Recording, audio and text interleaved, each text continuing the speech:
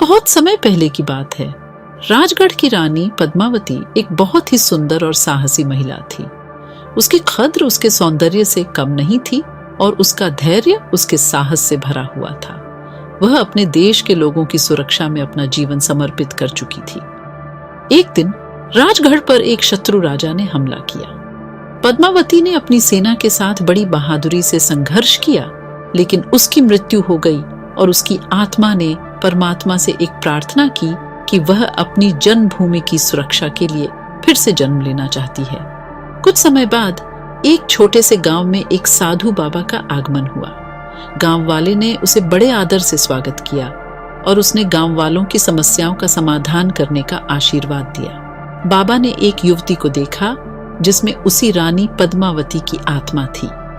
बाबा ने उस युवती को पुकारा और उससे उसके पिछले जन्म की कथा सुना।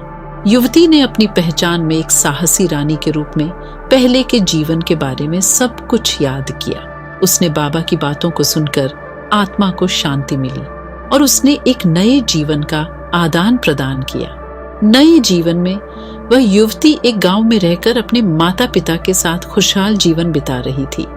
वह अच्छी पढ़ाई करने के बाद गांव के लोगों की सेवा करने का निर्णय लिया।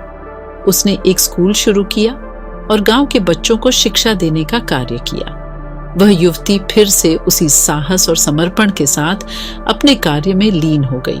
उसका यह उद्देश्य था कि वह अपने गांव को एक ऊंचे स्तर पर लेकर जाए और लोगों को शिक्षा और विकास के माध्यम से आगे बढ़ने में मदद करे। उसने गांव में स्वच्छता अभियान चलाया, पेड़ पौधों की बढ़ती हुई कमी को देखते हुए वृक्षारोपण का कार्य किया और गरीब बच्चों को मुफ्त शिक्षा प्रदान करने के लिए एक फाउंडेशन स्थापित किया।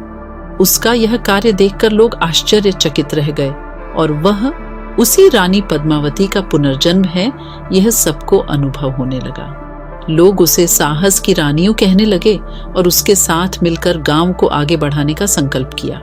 वह युवती ने समझाया कि जीवन में सफलता का राज समर्पण और सेवा में है। उसने लोगों को यह सिखाया कि हमें अपने पूर्वजों की महानता को याद करके उनकी गुणवत्ता को अपने जीवन में अंकित करना चाहिए।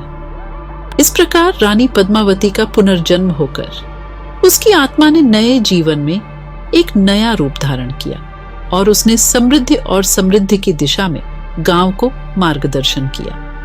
दोस्तों, कृपया हमारे चैनल को सब्सक्राइब करें और कमेंट करें।